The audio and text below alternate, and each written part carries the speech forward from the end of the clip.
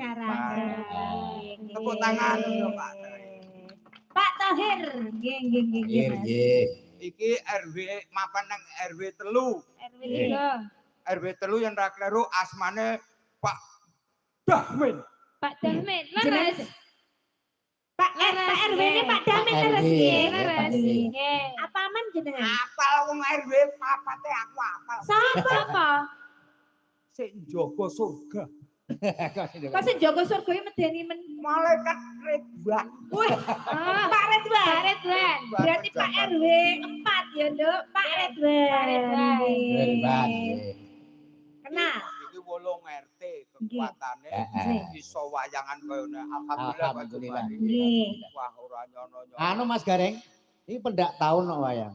Nggih, setiap tahun. Ngapunten kula saged sowan nggih nembe dalu menika. Mangke saged serawungan malih dados kekeluargaan wonten ing warga masyarakat. Ngoho. Ngapunten taun kala wingi. Lah ngopo kok ora rene? Saged sowan. Reso jenengan barengan. Ora dikon. Dikon. Iya. Nggih. Bapak kepala desa nggih rawuh. Asmane sinten? Bapak Puji Utomo. Pak Puji Utomo. Nadyan Gareng tuwa kok ya cek apa ya Cek eling ya. Iya, ora apa-apa ya, Mbah. Kowe iki mbok yo aja ngono to. Oh, Mbah, ndasnya, Mbah. dasnya masih kok. Tak kandhani. Kowe iki karo wong tuwa kok das to, Nduk. Dipakein, Nduk, dipakein. Apa ini bintang tamu yang kene disubuh. Lombang. Lha yo mengakui apa Mas? Nggih mboten patut to, Bu? Pak Dalang, kowe aku sak rombongan iki kajene ditimbali Kyai Ngoho iki. Kajene.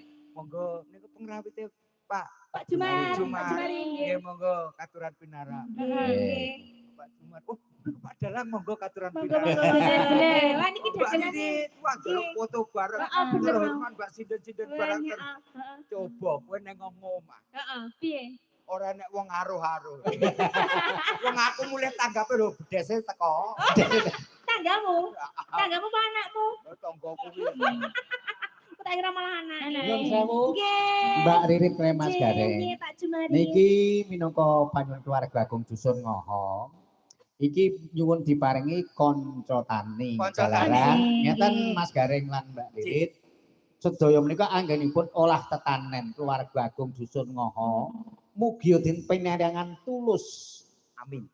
Tebih saking Gudha pangrencana cinaket ing kanugrahan kamulyan tuwin katentreman samudayanipun.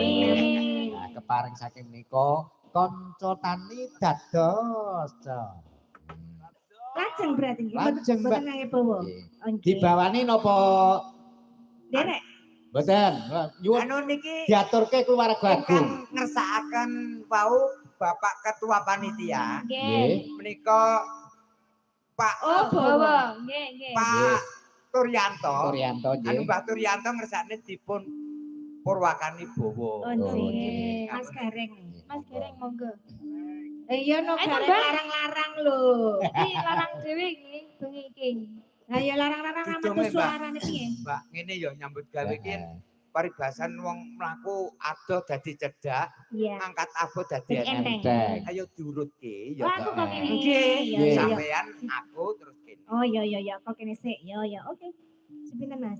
Sing baku kripik gedang, kripik telo, Nggih. nyambut gawe bareng-bareng. Iya.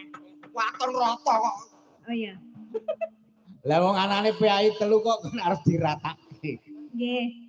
Jadi le barenge ning bisa rata. Sik. Monggo bawani.